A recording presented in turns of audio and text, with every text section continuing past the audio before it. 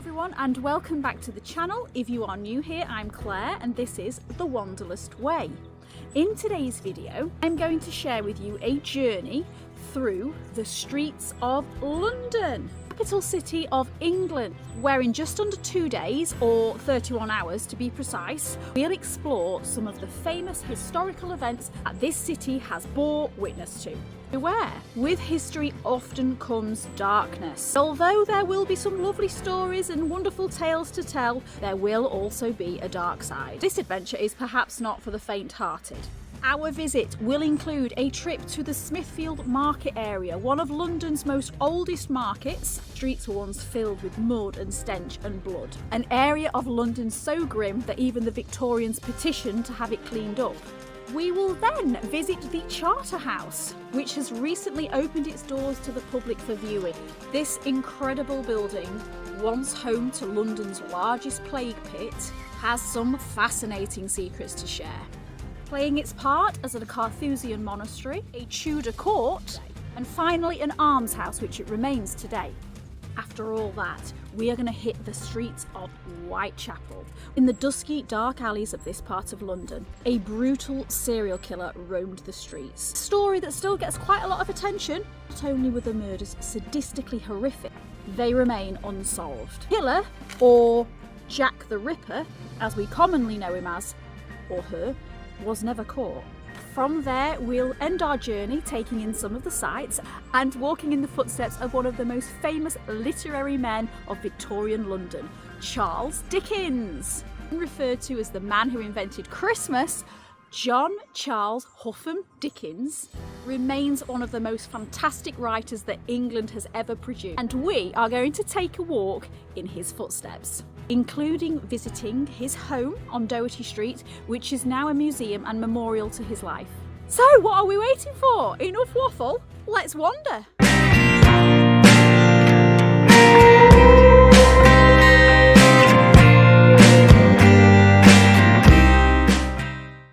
We arrive at King's Cross Station and take the Underground to Farringdon, where our Premier Inn is located.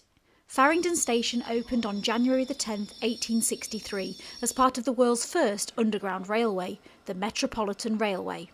This pioneering line ran between Paddington and Farringdon, marking the beginning of London's extensive underground network. Located in the Clerkenwell area, Farringdon has evolved significantly over the years. The station is now a vital interchange connecting the Circle, Hammersmith and City and Metropolitan lines. One of the most notable transformations is the recent integration of the Elizabeth line, part of the Crossrail project. This addition has turned Farringdon into one of the busiest and most connected stations in London, and it's one of the reasons we chose to stay here, for quick and easy access straight into the city. With fast links across the city and beyond to this area, it's easy to understand why this place has quite a buzz. Farringdon is a vibrant blend of history mixed with the modern world. Historically known for its markets and trades, I'm told that today it's transforming into a thriving hub of creativity and innovation. Home to a diverse mix of residents and businesses, we soon spot a mixture of trendy cafes, gourmet restaurants and interesting pubs. During the evening when we returned to walk through, the place was awash with young professionals and couples enjoying the nightlife. It had a lively yet safe feel about the place, and they had a Gordon Ramsay restaurant, so I'm guessing that makes it pretty swanky. The streets here are a blend with the old and new, but it's not long after leaving the station that we first stumble upon Smithfield Market. Smithfield Market, officially known as the London Central Markets, has a history that stretches back a long time. A livestock market occupied the site here as early as the 10th century. In 1174, the site was described by William Fitzstephen, clerk to Thomas Becket, as a smooth field where every Friday there is a celebrated rendezvous of fine horses to be sold, and in another quarter are placed vendibles of the peasant swine with their deep flanks and cows and oxen of immense bulk. It's therefore been a bustling centre for trade, primarily in meat, since medieval times. In Oliver Twist, Dickens describes the Smithfield. Through the filthy lanes and alleys no one could pass without being butted by the dripping end of a quarter of beef, or smeared with the greasy carcass of a newly slain sheep.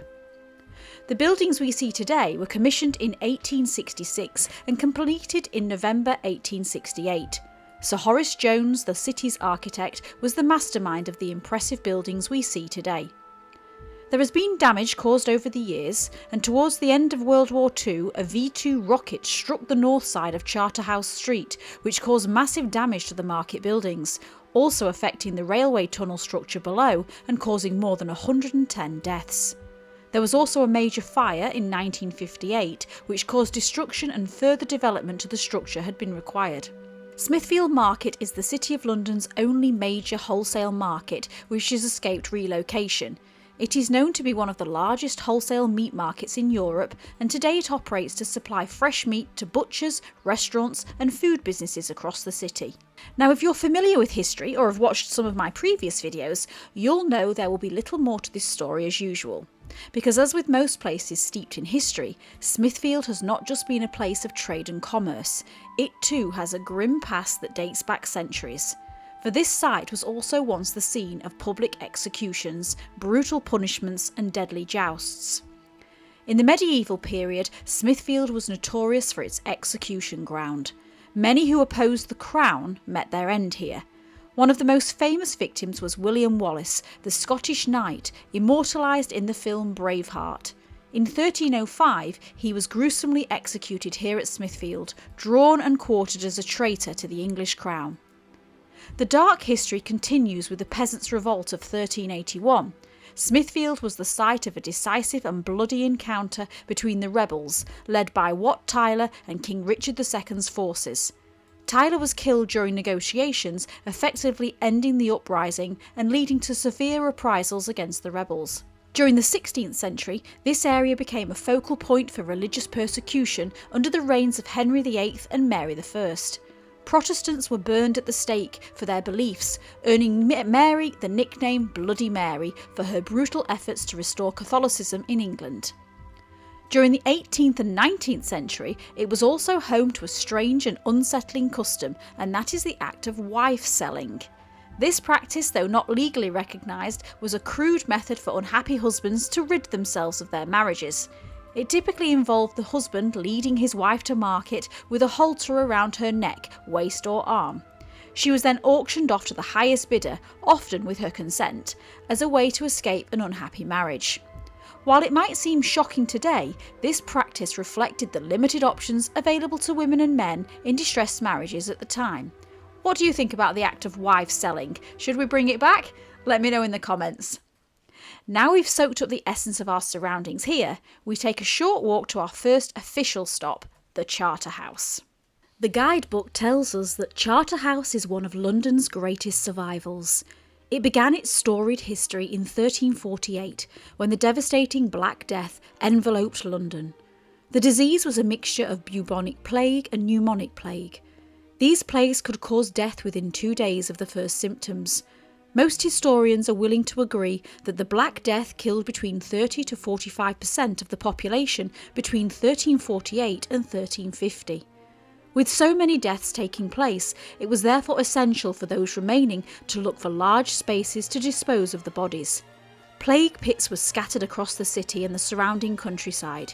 You can find maps of these plague pits on the internet, but the largest mass grave in London during the Black Death is here at Charterhouse. It is thought that around 50,000 bodies are buried here.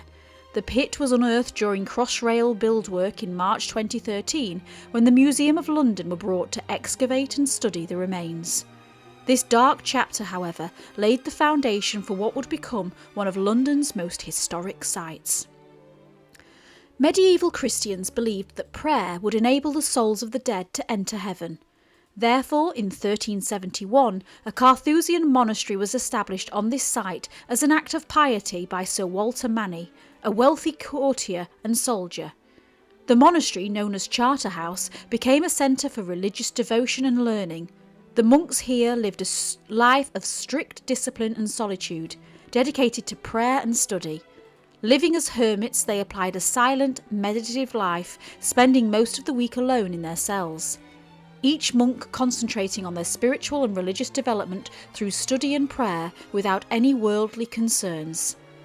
The monks rarely met except on Sundays or at church and mass, respecting absolute silence and not allowed conversation even during meal times. For most of the week their food was brought to them by lay brothers, passed through a hatch by the door, and their meals eaten alone in their rooms. Their diet consisted mainly of eggs, fish, pulses and vegetables grown by themselves, but no meat. At its height, the London Charterhouse accommodated around 26 monks, along with up to 40 priests and lay brothers who looked after the daily needs of the holy men. Basic admission to the Charterhouse Museum and Chapel is free, although we decided to book a guided tour which allows entrance to other areas not open to the public. The gentleman who led our tour was extremely knowledgeable and gave us a great insight into the building and its history. I can highly recommend doing this. The dissolution of the monasteries under King Henry VIII in the 1530s brought an end to the monastic community. It is perhaps the most traumatic episode in the Charterhouse past. The prior who steered the house through the crisis was John Horton. He was imprisoned in the Tower of London and sentenced to death in April 1535 for refusing to recognise Henry VIII as head of the church. Houghton, 2 other Carthusian priors, a monk and a lay brother were all executed at Tyburn on 4th of May 1535. Houghton's body was chopped into pieces and his arm nailed above the entrance gate at the Charterhouse. The Charterhouse was then seized by the Crown and later transformed into a grand Tudor mansion by Thomas Howard, the 4th Duke of Norfolk. In the Great Chamber, which Charterhouse describes as its most splendid room, you can see an array of beautiful paintings and embellishments. Interestingly, there is a thistle emblem here that could be seen as revealing Norfolk's admiration for Mary, Queen of Scots. His association with Mary later leads to his execution in 1572. If we've got any Tudor history fans watching, let me know in the comments. The room is spectacular and has seen several royal occasions. Elizabeth I held court here in November 1558 on the eve of her formal entry into the City of London as Queen. King James I, son of Mary Queen of Scots, also gathered his courtiers here in May 1603 before entering London as King. In 1611, the Charterhouse took on a new role as an almshouse and school thanks to the philanthropy of Thomas Sutton. Sutton established it as a charitable institution for elderly men and a school for boys. Sutton, however, was nearly 80 years old when he purchased the Charterhouse for this purpose, and he only had a few months left to live. Fortunately, he was able to establish the foundation before he died on the 12th of December in the same year. A self-made man, Sutton amassed a wealth of fortune from property and money lending.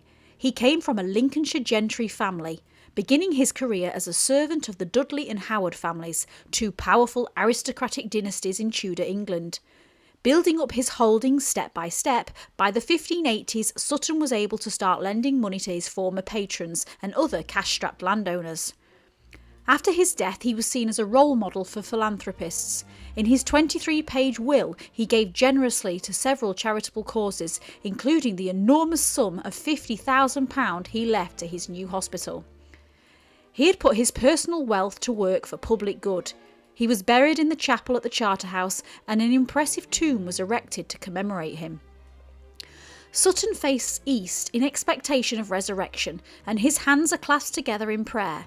He deserves to be remembered for his extraordinary bequest.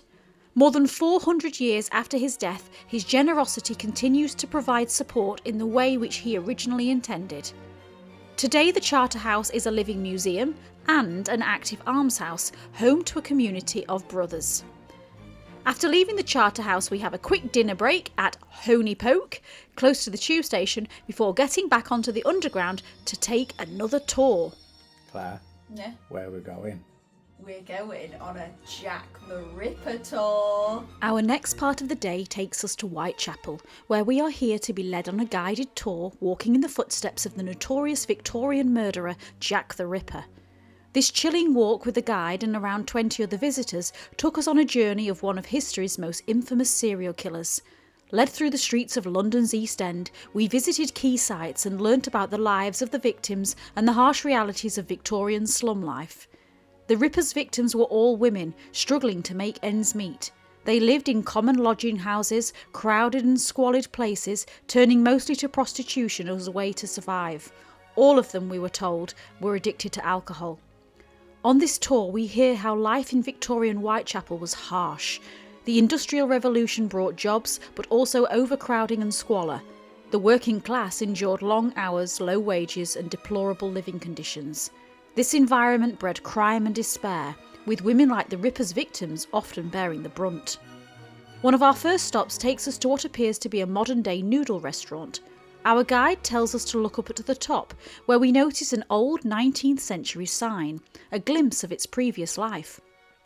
A squint of the eye allows us to see that in 1888 this was the Frying Pan pub, sitting unnoticeably on the junction of Brick Lane and Thrall Street. It is an important stop because it is here that in the early hours of August the 31st, 1888, Mary Nichols, who is widely believed to have been the first of Jack the Ripper's victims, drank away her doss money. After drinking the night away, here she leaves around 2:30am and staggers away looking for lodging. After being turned away from the lodging house because she spent all her money on gin, she goes off into the night to earn some more. Just over an hour later, her body is found in Bucks Row, less than 10 minutes walk away, and the Jack the Ripper reign of terror was to begin. Our guide tells us the murders are often referred to as the Autumn of Terror and continues to walk us through some of the sites associated with these terrible crimes. Jeremy was a true storyteller, and although this is a disturbing tale to tell, he does so with empathy, curiosity and interest. I can highly recommend booking the tour. Let me know if you want the link and I'll send it over.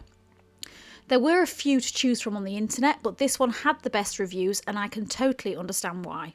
So that was the end of our first day, and we headed back to our Premier Inn room at Farringdon to crash out. What did you think of the Jack the Ripper tour? Yeah. It was a bit scary, wasn't it? Yeah. What do you think to the Jack the Ripper tour? I think it was amazing, but it was also very gruesome. Day 2 of our going back into history through the streets of London. And today we are going to go and grab a little bit of breakfast, and then we are going to go to the Jack the Ripper Museum, followed by one of my icons, Charles Dickens. We're going to Charles Dickens' house. Last night we stayed in the Premier Inn in, where are we, Adi? Farringdon. We stayed at the Premier Inn in Farringdon, which was a great location and actually really, really peaceful. And we've got a view of the church this morning. I don't know anything about that church. If I find some information, I'll drop it in. But yeah, it was really peaceful, really quiet, and not a bad price actually, and really handy for the tube station. So if you're doing this little trip, I can recommend staying here. As we say goodbye to our hotel, we discover a few more points of interest in the surrounding area, starting firstly at the Little Golden Boy of Pye Corner. Just down from the Premier Inn, on the corner of the street, is a little golden boy, which you have to look high to see him. And this is the Golden Boy of Pye Corner, which is to do with the fire of London, which I'll tell you a little bit more about in a second. This little golden boy marks the spot where the Great Fire of London finally ended on September the 5th, 1666. The fire had raged for just under 5 days, consuming much of the city and leaving thousands homeless. It began in a bakery on Pudding Lane and swept through London, destroying everything in its path. The inscription beneath the statue tells a fascinating story. It reads, "This boy is in memory put up for the late fire of London, occasioned by the sin of gluttony." This reflects the belief of the time that the fire was divine punishment for the city's sins, particularly gluttony, symbolised by the nearby Pye Corner and Pudding Lane. Next time you're in Smithfield, take a moment to visit the Little Golden Boy. It's a tiny statue with a big story, encapsulating a pivotal moment in London's history. Close to the Smithfield Market, which we need to walk back through to get to our train, we stumble upon the Smithfield Rotunda Garden. A peaceful retreat from the bustling city streets, this circular pocket park was designed to provide rest for market workers. It was laid out as a public garden in 1872 during the transformation of the Smithfield area in general during the Victorian era. A large bronze statue stands proudly in the middle, and we are to learn that it is to represent peace and was created by Francis Butler and added to the park in 1873. The park lies just south of the market building we saw yesterday, and underneath this market were tunnels through which trains delivered meat to be sold at the market. There is a ramp between the walls of the Rotunda which used to transport the meat up to the market building, but today you won't see any trains down there. Instead, I'm told it leads to an underground car park. Apparently, this was also used as the location for the temporary home of MI6 in the James Bond film Skyfall. I didn't realise this until we got back home, otherwise I would have ventured down there. Have we got any James Bond fans watching? Let me know in the comments. Our first stop today was to continue on from last night's story, and so it was back to Whitechapel. But first we stopped off at a little cafe called Dulce and had a delicious breakfast.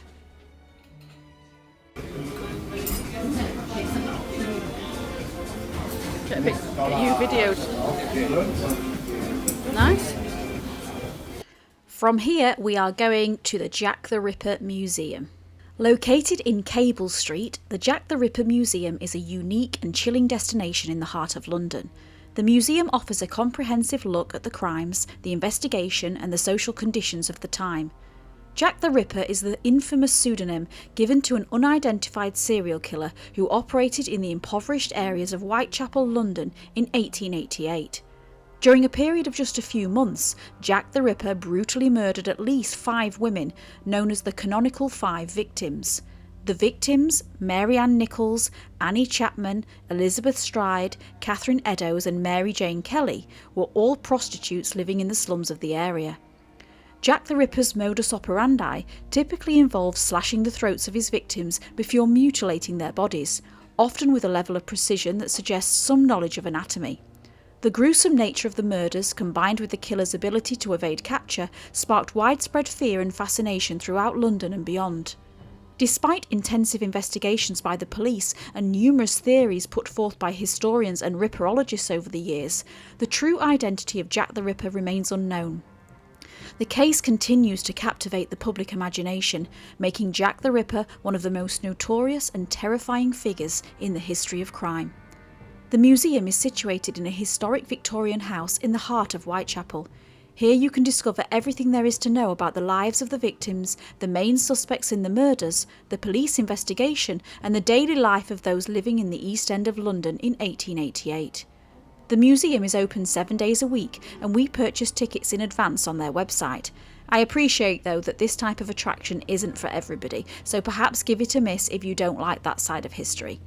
After leaving the museum, we jump back on the tube and head towards our final destination, the Charles Dickens Museum. Now we are heading to the Charles Dickens Museum, which is where Charles Dickens lived, believe it or not. It's quite exciting. Charles John Huffam Dickens was born on February the 7th, 1812 in Portsmouth, England. He was the second of 8 children in a family plagued by financial difficulties. His father, John Dickens, was a clerk in the Navy Pay Office, while his mother, Elizabeth Barrow, aspired to be a teacher and a school director. Without going spiralling, the family left Portsmouth in 1814, when Charles was still a young boy. They moved to London for 2 years and then to Kent in 1817, moving back to Camden Town, London in 1822, where they quickly descended the social ladder due to the higher costs of living. It was at this point where his father was imprisoned for debt. This event forced young Charles to leave school and work in a blacking warehouse to support his family, a harsh experience that would later find echoes in his writing. The following years are filled with various events and many writings, including the Pickwick Papers, which were written under a pseudonym, Boz. They were instantly successful and made Dickens a literary sensation. In 1837, Charles Dickens moved to 48 Doherty Street, a lovely Georgian terraced house in the Bloomsbury area of London. He moved here with his wife, Catherine Hogarth, whom he had married the previous year, and their first child, Mary. It was in this very house that Dickens wrote some of his most beloved works, including Oliver Twist and Nicholas Nickleby. Today, 48 Doherty Street is home to the Charles Dickens Museum, which offers a unique glimpse into the private and professional life of the literary giant. As you walk through the museum, you will find rooms furnished as they would have been in Dickens' time, complete with original items that belonged to him and his family. The study, where Dickens created some of his most enduring characters, is a highlight. Here you can see his writing desk and chair, where he penned classics that have captivated readers for generations. The museum houses a treasure trove of artefacts, including Dickens's handwritten manuscripts, personal letters, and his first editions of his novels. You can find portraits of the Dickens family and some of their personal items, offering a more intimate look at their personal life. I could fill another full video of this place, and I may just do that in the future, so if that's something you're interested in, please let me know in the comments and subscribe to get notified. The museum features a charming garden cafe where you can relax and reflect on the legacy of this extraordinary author, and so we finished our afternoon spending a little time here before heading on home to catch the train.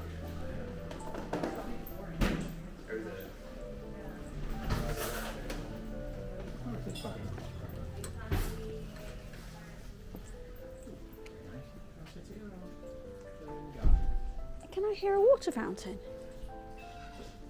Oh yeah, I want to sit in. Oh, this is lovely.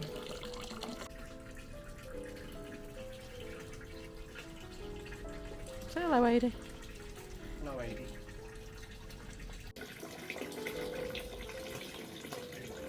As we had a little time to kill, we decided to head in the direction of the British Museum, which took us through the beautiful Russell Square. Today this area is quickly becoming one of London's most desirable places of residence, and the square itself appears in various novels, including Thackeray's Vanity Fair of 1848. Film and TV fans may also recognise it as the location of the bookshop in Channel 4's sitcom Black Books. We take a stroll through the large garden square, which is located north-east of the British Museum. This early 19th century public square is approximately 2.5 hectares and was designed by Humphrey Repton. Humphrey was the last great designer of the classic phase of the English landscape garden, and he was often regarded as the successor to Capability Brown, who you may have heard mentioned if you visited some of the other fine country houses and estates scattered across Britain. There are 8 entrances to the garden, 2 in each of the 4 corners, and it's a beautiful spot to enjoy some green time in the city. Sherlock Holmes fans may recognise it from the BBC 2010 Sherlock episode entitled A Study in Pink, as this is the park in which Dr. Watson meets his previous classmate Mike Stamford.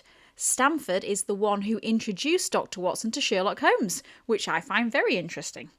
Do we have any Sherlock Holmes fans watching? Let me know in the comments. Unfortunately, the British Museum queue was huge and we hadn't booked. If we'd had joined the queue, we'd have most definitely missed our train home. But I will return in the near future, so if you'd like to see more wanderings around London or other places for that matter, please sign up as a subscriber and hit that notification bell. Thank you to everyone for watching. If you've got this far, please can you do me a really big favour and hit the like button and leave a comment. It takes seconds but really does help me out massively. Thank you so much, have a great day and keep wanderlusting.